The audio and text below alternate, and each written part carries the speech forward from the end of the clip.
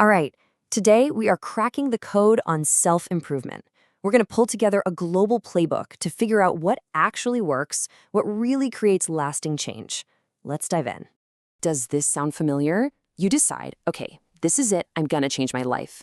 You get super fired up, you make a plan, you buy the gym membership, download all the apps, and you tell everybody. This time is different.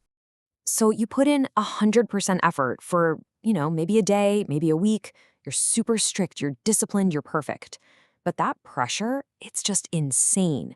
Eventually, you slip up, the whole house of cards just crumbles, and you crash hard, binging on all the old habits you were just sprinting away from. Turns out, there's actually a name for this whole cycle, the yo-yo era. It's that incredibly frustrating pattern where you're just bouncing between peak discipline and total chaos, and you never quite get that steady liftoff you're looking for. But here's the absolute game changer. What if this isn't a sign that you're weak or lazy? What if it's just a totally predictable and, get this, navigable stage in the journey? Let's take a look at the map for getting out of it.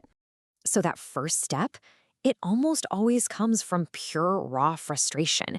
It's that moment where you just say, I have had enough of this.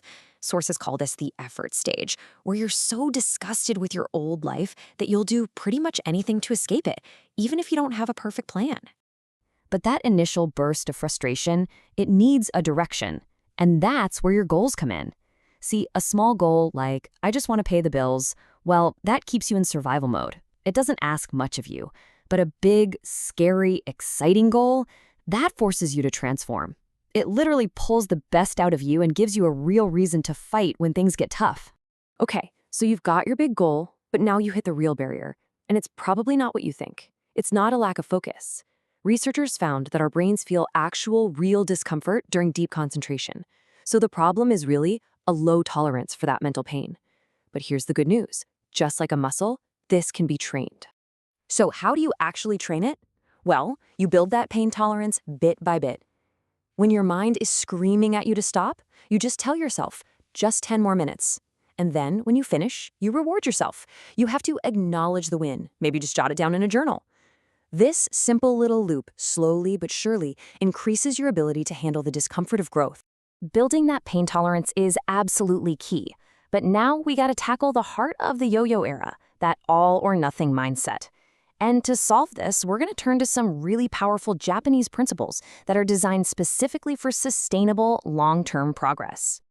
The first principle is Kaizen, and what it means is stop trying to go from 0 to 100 overnight. Your brain literally rejects sudden, massive changes. Instead, the real secret is to improve by just 1% every single day. A tiny, almost unnoticeable step, but you take it consistently. And this really puts it into perspective, right? The common approach is a sprint that just ends in a crash. Kaizen is a marathon. That 1% of daily effort, it seems so tiny, but it compounds. Over a year, you become 37 times better. Real success doesn't come from speed. It comes from just showing up. And that leads us to the second principle, Hara Hachi Bu. Originally, it means to eat only until you're about 80% full. But when you apply this to work, it means you stop working while you still have some energy left in the tank. You don't push yourself until you're completely drained. The takeaway here is so simple but so powerful. Always leave 20% of your energy for tomorrow. Think about it. A single day of 100% effort isn't productive at all if it leaves you too exhausted to show up the next day. You break the chain. Stopping before you're tired is the real secret to showing up day after day after day. Okay, so you've built some consistent habits. That's huge. But just white-knuckling it isn't enough. The next stage, what's called the optimization era, is all about going inwards. It's where you stop just changing your actions and you start rewiring your core beliefs and motivations. This all starts with finding your why. The Japanese call this ikigai, your reason for being. See, when your reason for doing something is weak, like you just want to look good, your consistency is going to be weak too. But when you connect your actions to a deep, powerful purpose, well, that's the fire that keeps you going long after motivation fades. The next inner shift is all about ownership. The victim mindset asks, why me? And it gives away all of its power. The responsibility mindset says, okay, this happened. What can I do about it now? And it takes all the power back. It doesn't mean everything is your fault, but your response to it, that is always your choice. And finally, we have to completely change our relationship with frustration. We usually think it's a signal to stop, right? But as neuroscientist Andrew Huberman explains, it's actually a chemical signal that your brain is in the process of rewiring itself. That uncomfortable feeling is the feeling of growth. It's a signal to lean in, not to quit. So where does all this lead? After all the effort and the consistency and the inner work, you finally arrive at the final stage. And this is all about integration, authenticity, and, at long last, letting go of the struggle. This contrast is so important. A lot of people get stuck in what you might call the influencer stage, where you're constantly needing to prove to others that you've changed. And man, it is exhausting.